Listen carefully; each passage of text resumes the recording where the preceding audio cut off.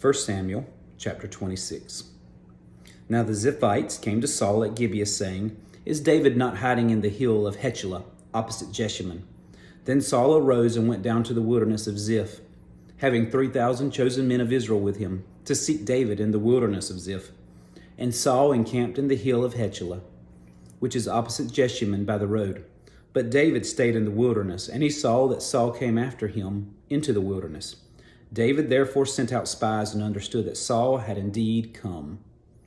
So David arose and came to the place where Saul had encamped. And David saw the place where Saul lay, and Abner the son of Ner, the commander of his army.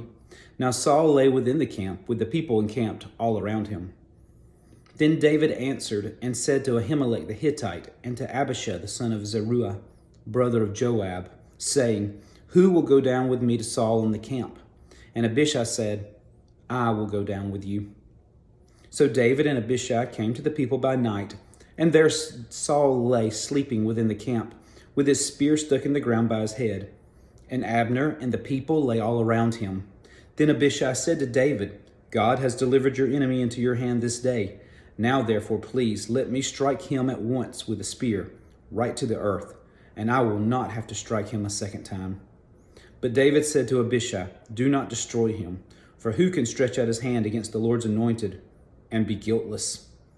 David said, furthermore, "As the Lord lives, the Lord shall strike him, or his day shall come to die, or he shall go out to battle and perish.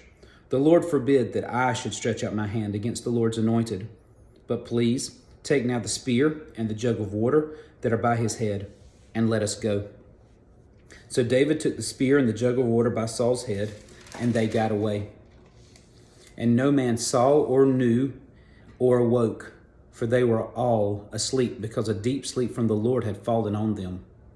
Now David went over to the other side and stood on top of a hill afar off, a great distance being between them. And David called out to the people and to Abner the son of Ner, saying, "Do you not answer, Abner?" Then Abner answered and said, "Who are you calling out to the king?"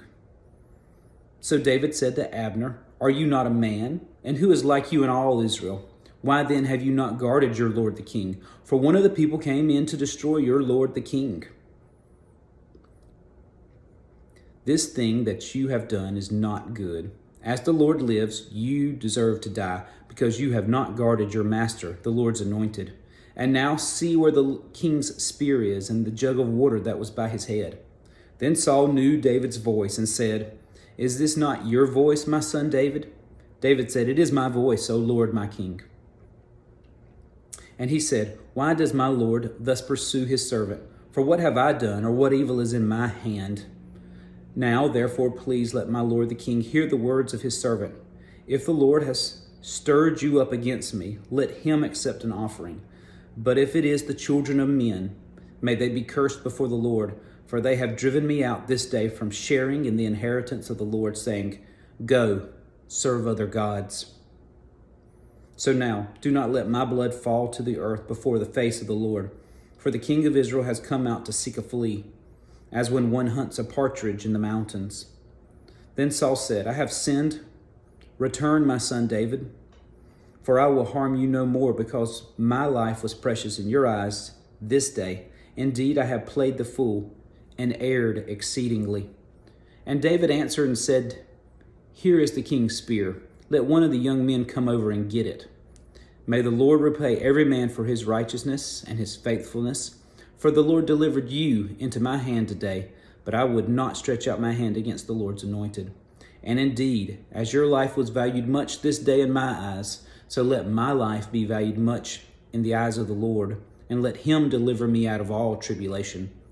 Then Saul said to David, "May you be blessed, my son David. You shall both do great things and also still prevail." So David went on his way, and Saul returned to his place.